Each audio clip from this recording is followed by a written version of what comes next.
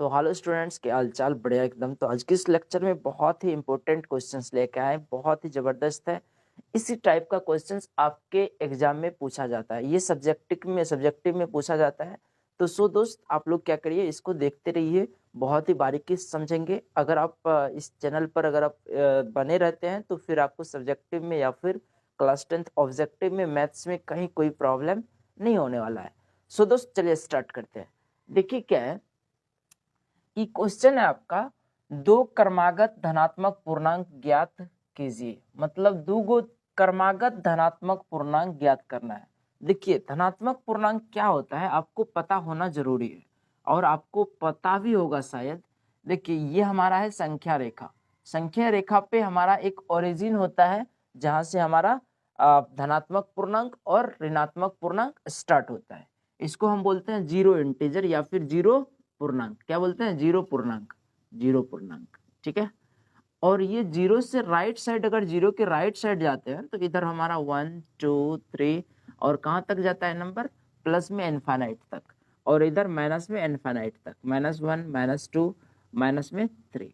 यहाँ देखिए, -1 से स्टार्ट करके माइनस इनफाइनाइट तक जो जा रहा है, इस नंबर को बोलते हैं ऋणात्मक। क्या बोलते हैं? ऋणात्मक पूर्णांक। और यहाँ पे +1 से लेकर के प्लस इनफाइनाइट तक जो जा रहा है, इसको बोलते हैं धनात्मक पूर्णांक। तो वही बात बोला जा रहा है, ये धनात्मक पूर्णांक ज्ञात करना है दूगो क्रमागत। क्रमागत का मतलब लगातार, क्रमागत का मतलब लगातार। मतलब कि अगर एक हम मान रहे हैं 2, तो दूसरा को मानना होगा 3, मतलब लगातार लेना है। अगर हम एगो को x मानेंगे तो दूसरा धनात्मक पूर्णांक क्या मानेंगे? x+1 मानेंगे। ये बात आपको समझ में आनी जरूरी था। तो आ गया होगा लगातार, ठीक है ना। क्रमागत का मतलब लगातार दो धनात्मक पूर्णांक निकालना है। तो अब चलिए बनाते हैं। देखिए, जिसके वर्गों का योग जो है 365 दिया हुआ है, मतलब कि दो धनात्मक पूर्णांक ज्ञात करना है, जिसके वर्गों का योग कितना है उसका स्क्वायर करेंगे और ऐड कराएंगे तो 365 होगा। देखिए, हम यहाँ पे मान लेते हैं, लिखेंगे माना कि पहली धनात्मक पूर्णांक, यानी दो गो बोल रहा है तो एगो को पहली, एगो को दूसरी मान लेंगे। पहली धनात्मक पूर्णांक x। तो पहला धनात्मक पूर्णांक क्या मान लिए? x मान लिए। तो अब आप बताइए दूसरी धनात्मक पूर्णांक क्या माने, क्या होगा? दूसरी धनात्मक पूर्णांक आपका क्या होगा? x+1। क्यों होगा? क्योंकि क्रमागत दिया हुआ है। क्रमागत का मतलब लगातार। x है तो x+1, 2 रहता तो 3, 4 रहता तो 5, लगातार चाहिए ना। तो x मान लिए, तो ये हमारा x+1 आ गया। किसी को दिक्कत नहीं होना चाहिए। अब देखिए, प्रश्न में क्या बोला जा रहा है, जिसके वर्गों का योग 365 है। मतलब ये जो x है ना, इसका वर्ग, और ये जो x+1 है ना, इसका वर्ग, ये स्क्वायर, ये दोनों का जोड़ कितना दिया हुआ है? 365 दिया हुआ है। तो हम लिखेंगे यहाँ पे प्रश्न से x² प्लस में इसका वर्ग x+1, ये दोनों का सम है, यानी कि x² प्लस x+1 का सम कितना दिया हुआ है? एडिशन आपको 365 डिग्री। अगर आप इसको कैलकुलेट कर लेते हैं तो फिर आप आसानी से आंसर निकाल लेंगे। अगर आपको कैलकुलेट करना नहीं हो रहा है तो समझिए यहाँ पे सब कुछ समझ में आएगा। देखिए क्या है, इसको कैसे हम कैलकुलेट करेंगे, x का वैल्यू फाइंड करेंगे। यहाँ पर हम x² का x² रहने देते हैं, प्लस यहाँ पर x+1 का होल स्क्वायर जो है, इसको हम एक्सपेंड करेंगे। तो इसको हम एक्सपेंड करेंगे, कौन सा फॉर्मूला का यूज करेंगे, कौन सा आइडेंटिटी? ये वाला, a+b का होल स्क्वायर। जब यहाँ से हम इसको एक्सपेंड करेंगे तो x² होगा प्लस b² यानी 1 होगा, प्लस 2ab करेंगे तो 2x होगा, plus is equal to 365 degree. अब देखिए, ये x² और ये x² दोनों क्या है? लाइक टर्म है। जब लाइक टर्म है तो हम दोनों को ऐड करा लेते हैं, यानी कि 2x² प्लस में 1 प्लस में 2x, है ना। ये देखिए, प्लस में 365 है, इसको इक्वल टू को लेफ्ट साइड लाएंगे, यानी इधर लाएंगे बराबर के इस साइड, तो फिर क्या होगा, माइनस में 65, 365 हो जाएगा। ठीक है, तो यहां तक में किसी को प्रॉब्लम नहीं होना चाहिए। अब देखिए आगे क्या करते हैं। देखिए क्या है कि यहाँ पे एक स्टेप और कर लेते हैं। 2x² प्लस 1 प्लस 1 नहीं, यहाँ देखिए ये वाला 1 और ये वाला 365, यहाँ पे 2x हम पहले लिख लेते हैं। ये दोनों को अगर हम कैलकुलेट करेंगे तो क्या होगा, माइनस में 364 इज इक्वल टू 0। आप कैलकुलेट कर लीजिएगा, प्लस में 1 और माइनस में, प्लस में 1 माइनस में 365 क्या होगा, माइनस में 364।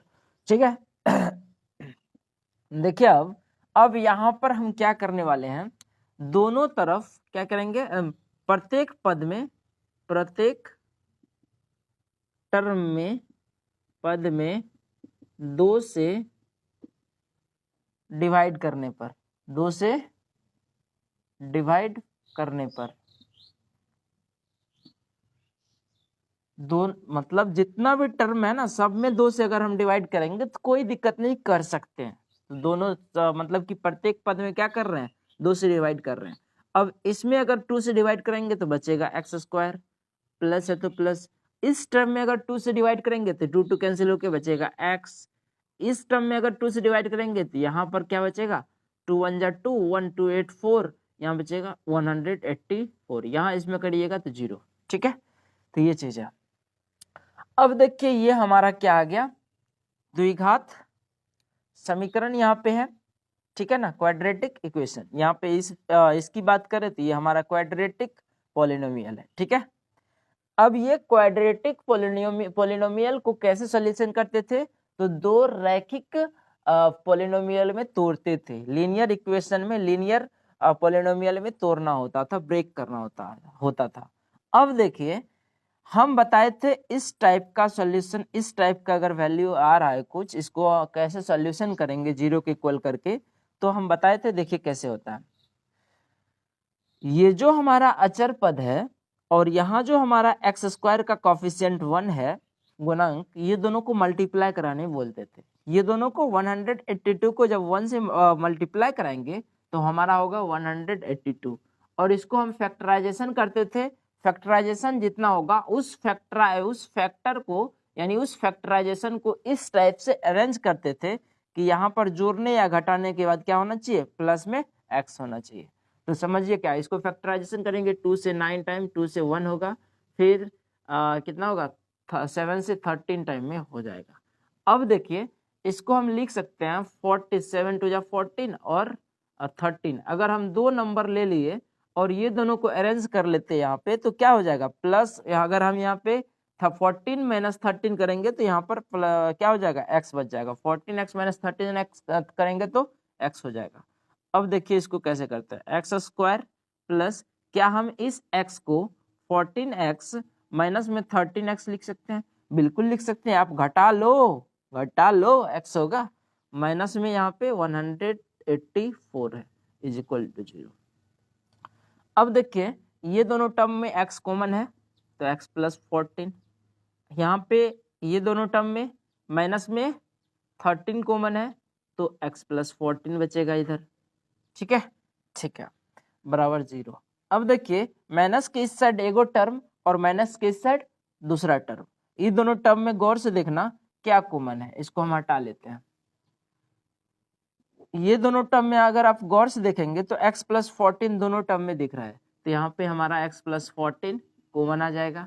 फिर यहाँ पर हमारा x माइनस 13 बच जाएगा, तो x minus 13 is equal to किसके बराबर है, 0 के। जब आपका गुणनखंड हो जाता है तब हम बोल सकते हैं x प्लस 14 के इक्वल एक बार 0 रख देंगे और x माइनस 13 के इक्वल एक बार 0 रख देंगे, तो x प्लस 14 बराबर भी 0 हो जाएगा एक बार, दूसरा एक बार क्या हो जाएगा, x माइनस 13 बराबर भी 0। यहाँ से अगर हम वैल्यू फाइंड करेंगे x का कितना निकलेगा, माइनस में 14, यहाँ से जब फाइंड करेंगे x का 13। ठीक है, x बराबर 13, ये इक्वल टू करेंगे, ये इक्वल टू के उस साइड जाएगा तो प्लस में 13 हो जाएगा, तो यहाँ पे ये आ गया। अब देखिए क्या बोला कि धनात्मक पूर्णांक बोला, ये बताइए तो धनात्मक पूर्णांक है माइनस 14, नहीं है, मतलब ये तो होगा ही नहीं। 13 है धनात्मक पूर्णांक, मतलब कि पहला धनात्मक पूर्णांक क्या माने हैं x, तो हमारा पहली धनात्मक पूर्णांक क्या आ गया, पहली धनात्मक पूर्णांक आ गया क्या x है, तो x बराबर कितना आया 13। और दूसरी क्या हो जाएगा x प्लस 1 है तो यानी 13 प्लस 1 होगा यानी कि 14, क्या हो जाएगा 14, यानी कि 13 और 14 इसका आंसर हो जाएगा। लगातार धनात्मक पूर्णांक है, ये दोनों का स्क्वायर करके जब आप जोड़िएगा तो हमारा 365 आएगा। बहुत ही शानदार क्वेश्चंस था, बस आपको करने आना चाहिए था। ऐसा क्वेश्चंस पूछता है तो आप लोग प्रैक्टिस करते रहिए। मिलते हैं नेक्स्ट वीडियो में, तब तक के लिए शुक्रिया, जय हिंद।